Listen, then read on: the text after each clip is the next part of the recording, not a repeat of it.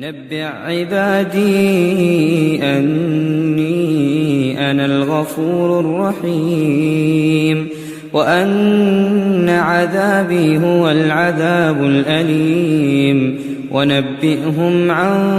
ضيف إبراهيم إذ دخلوا عليه فقالوا سلاما قال إنا منكم وجلون قالوا لا توجل إنا نبشرك بغلام عليم قال أبشرتموني على أن مسني الكبر فبم تبشرون قالوا بشرناك بالحق فلا تكن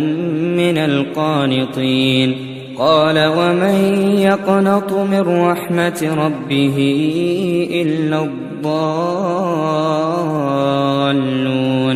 قال فما خطبكم أيها المرسلون قالوا إنا أرسلنا إلى قوم مجرمين إلا آل لوط إنا لمنجوهم أجمعين إلا امرأته قدرنا إنها لمن الغابرين فلما جاء آل لوط المرسلون قال إنكم قوم منكرون قالوا بل جئناك بما كانوا فيه يمترون وأتيناك بالحق وإنا لصادقون فأسر بأهلك بقطع من الليل واتبع أدبارهم ولا يلتفت منكم أحد وامضوا حيث تؤمرون وقضينا إليه ذلك الأمر أن دابر هؤلاء مقطوع مصبحين وجاء أهل المدينة يستبشرون قال إن هؤلاء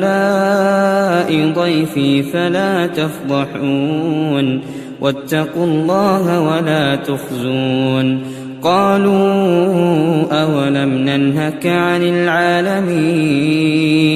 قال هؤلاء بناتي إن كنتم فاعلين لعمرك إنهم لفي سكرتهم يعمهون فأخذتهم الصيحة مشرقين فجعلنا عاليها سافلها وأمطرنا عليهم حجارة من سجيل إن في ذلك لآيات للمتوسمين وإنها لبسبيل مقيم إن في ذلك لآية للمؤمنين وإن كان أصحاب الأيكة لظالمين فانتقمنا منهم وإنهما لبإمام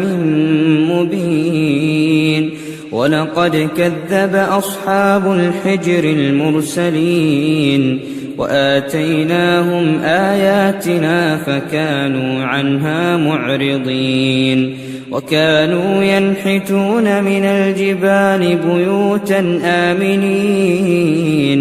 فأخذتهم الصيحة مصبحين فما أغنى عنهم ما كانوا يكسبون وما خلقنا السماوات والأرض وما بينهما إلا بالحق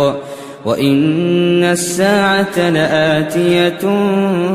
فاصفح الصفح الجميل إن ربك هو الخلاق العليم ولقد آتيناك 7 من المثاني والقرآن العظيم لا تمدن عينيك إلى ما متعنا به أزواجا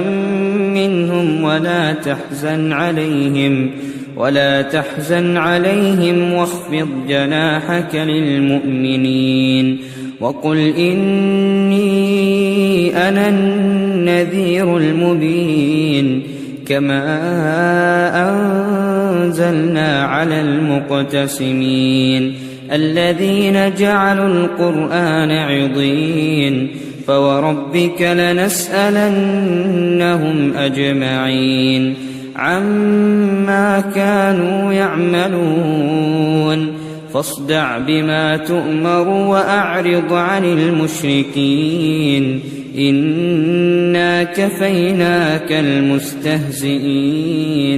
الذين يجعلون مع الله إلها آخر فسوف يعلمون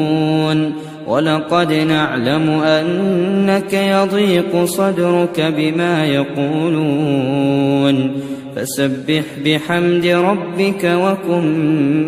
من الساجدين واعبد ربك حتى يأتيك اليقين.